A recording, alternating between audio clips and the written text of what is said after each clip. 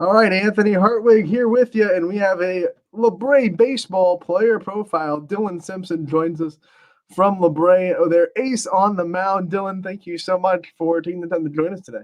Yes, sir. Thank you for having me. Man, I want to talk about the group that you play with. This LaBrae baseball team has been good for a while, and you guys have built a very lasting tradition for this program. What's it been like going through the last couple of years and seeing the growth of this baseball program and how much success you guys have been able to have? Yeah, so I mean, my freshman sophomore year, obviously freshman year had COVID, and sophomore year really was a letdown for us in the playoffs. And then junior year comes around, we have a young group of guys expecting a lot, and they performed pretty well, and just didn't get what we wanted in the playoffs. But starting that first game against champion, I think we have a lot coming this way our season. Seeing that it's your senior year and it's your last chance to do something really, really special with this team, what kind of is keeping you driven this year? What are some goals that is really motivating you to keep working all year?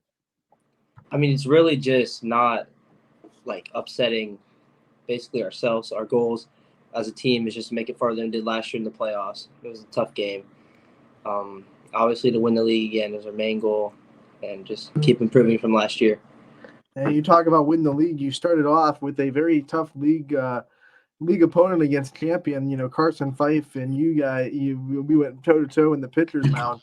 What's it like to get that first win under your belt and know it was a league opponent? And how much does that set the tone for the rest of the season? I mean, it's great. So we were supposed to go back and play them again the next day, and obviously that sets a big tone whenever you go in there to their field and beat them there, and obviously it makes them have a little bit of worry in their game plan. But I mean, really beating a tough conference opponent like that first game of the year, hoping to strike some fear in the rest of our opponents. When you know you're starting out a new week or you're going into a game against the other team's ace, I mean, what does that do for your competitive juices? Does that really fire you up when you know that you're going to need everything that you have because they're probably going to do the same thing on their end? Yeah, 100%. I mean, everybody has that adrenaline in them whenever they're competing, and when you go out there against their best guy, best pitcher, I mean, obviously have the relationship with them, just being right down the road for everybody. It's just get you competitive, get you going. It is your senior season. I want to talk about some of the emotions that go through senior year and how you've been handling them and what it's like to go through everything knowing it's the last time you're doing it.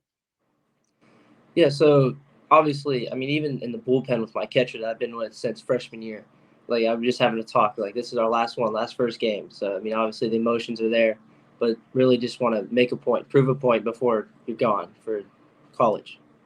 When you get to the next level after high school, usually most pitchers only have to worry about pitching. In the bullpen, you start on the one day and then you have the day break. But in high school, it's all hands on deck. You have to hit, you have to, go in the field on days you're not pitching. What's it like for you to transition from pitcher's mindset on the days you get to start and then going to, okay, I'm in the field and my job is different and now I'm really an offensive tool as well. What's that been like for you as a high school baseball player? So on the hitting side, I've always just had the same mentality: got to hit the ball, got to make something happen with the bat. And from the pitching standpoint, really, when I'm just pitching, I'm really focused on myself. I'm counting on my other guys, like Austin Rose, our shortstop. I count on him a lot to lead the infield. And then when I'm not pitching, I take that role on pretty heavily. You've done so much as a pitcher in your career at LaBrae. How would you describe yourself on the mound? Like, what kind of pitcher are you, and how do you like to attack hitters?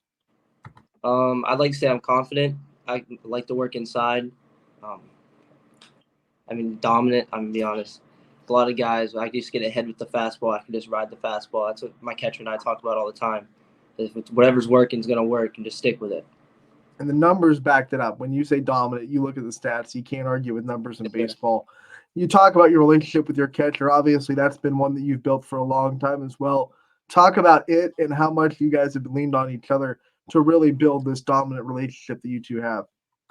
Yeah. So I mean, I'll be in between pitches for a big batter, big moment in the game. I'll just be like, it's on you. Give me the call, and I'll put it there. And we just have that connection between us that we grew throughout the 4 years we've been together, playing baseball before that, growing up. Just like we know we'll get it there. And if I miss, he'll pick me up, or if he misses, I'll pick him up. It's just how it goes. All right, it's a 3-2 count. You need the out. What's your go-to pitch? What's the one that you want to throw? What's your favorite pitch to gear up? Obviously, depending on the hitter, depends on if I have him ahead in the count. I mean, not ahead in the count. Obviously, it's 3-2. But if he's like not there on the fastball, I just go fastball. But if he's hitting the fastball, fouling it off a lot, I have to mix it up with a slider and see what happens. For you, obviously, you spent a lot of time developing your pitches. What was the hardest one to really master and get a firm grip of that you have in your tool belt now? Honestly, a changeup. So to get a really good changeup that someone's just not going to tank off of you is just pretty difficult. So I'm still even in the progress of working on that now. Just trying to get a good changeup so I can get that under my belt before I head off to college. And we're talking about the work that you put into baseball. Obviously, it's a lot of time. You got to love the sport to do it. Talk about your love story with baseball almost and how you found yourself falling in love with the sport, when you can remember yourself kind of going from it's just something that I do for fun to it's something that I want to take super seriously and put a lot of time into. So I mean, really, it started in like coach pitch baseball. I was in the outfield, not really doing much, picking daisies and whatever. And my dad's like, "Hey, why don't you give him a try in the infield?" Went to the infield, never looked back. But from that point on, I was like, "I want to do this. I want to move on from here." 9-10 baseball came around, started pitching. I just never stopped. Just fell in love with the game.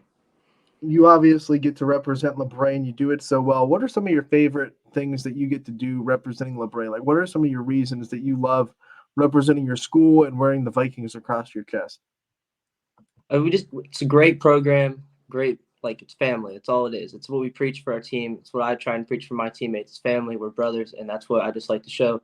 When we go into other places, always try and be respectful. Obviously, we're competitive. Things happen in the games, but at the end of the day, it's all respect. It's all love for the other team, no matter what. Let's talk about, some of the things that you're most proud of. Obviously, you'll be graduating. When you reflect on your whole high school career, whether it be the baseball field, it could be in the classroom. What are some of the things that you've done that you are just so proud that you were able to accomplish? Honestly, winning the league last year was a big thing for me. We didn't have the chance to do that my first 2 years, and then junior year came around, took on a bigger role, and got the job done. So I think that was a big thing for me. We've already talked about the team goals you have this year, and obviously, postseason success is big on that goal board. What about, personally? What are some of the personal goals that you still want to accomplish before your career's over at LaBrae? Um, just performing well, really, just pushing my teammates to get better. Really just want the team to succeed, and personal, just kind of keeping my stats up. Kind of, it's not that big of a deal to me. At the end of the day, I really want just my team to succeed and win, get our goals accomplished as a team, and then I'll worry about me in the end. Seniors are judged by how they left the program when they go.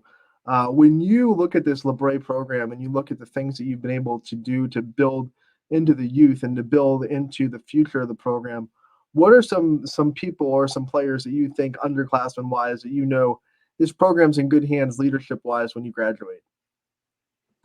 So our junior class, we have Owen Boone. He'll be able to step up a lot next year as a senior, and then just our sophomore class is loaded. And Austin Rowe, really good multi-sport athlete. Landon Brunsetter's really good. Um, there's also some other guys. I'm drawing a blank right now, but our sophomore and junior classes are going to be really good in the next coming up years. You bring up a lot of multiple sport athletes in your school. If there is any sport that you don't play right now that you watch and you go, man, I could really throw my hat into that ring, or I would really like it if I was able to try that out. What sport comes to mind?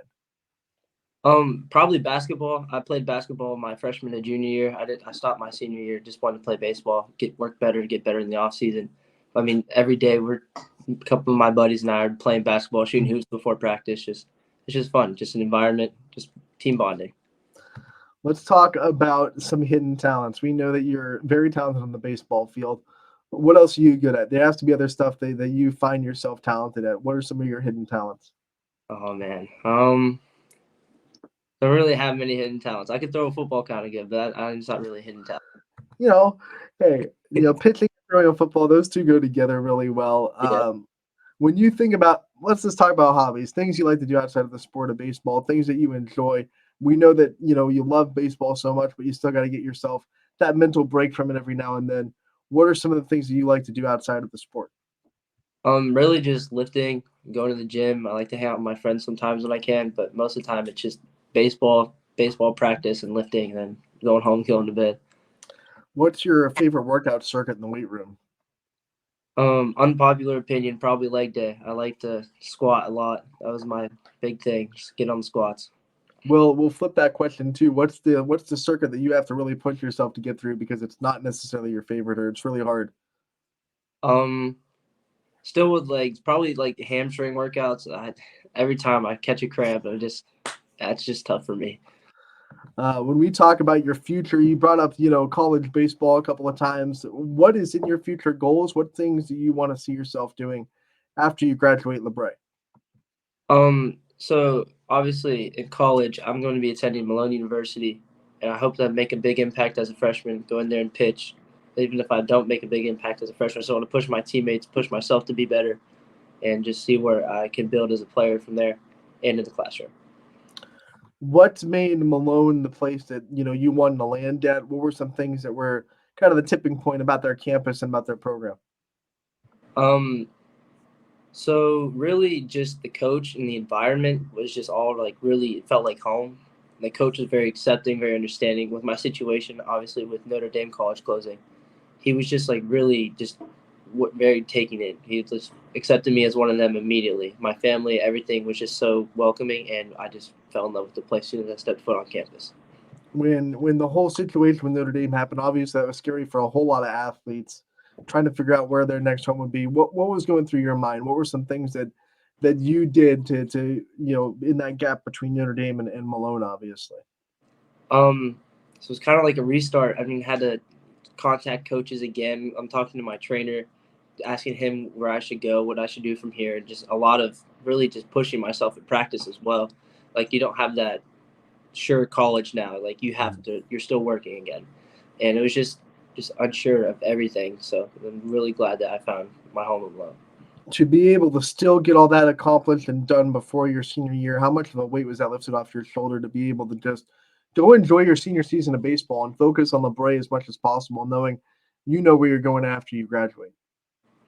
I mean, it was a lot because obviously, unlike other sports, you don't have like the ability to play your senior season, and then still have that time to recruit. Like if we play my senior season, then I'm in the summer and I'm trying to do everything then. So I mean, obviously, it was really just a big weight off my shoulders.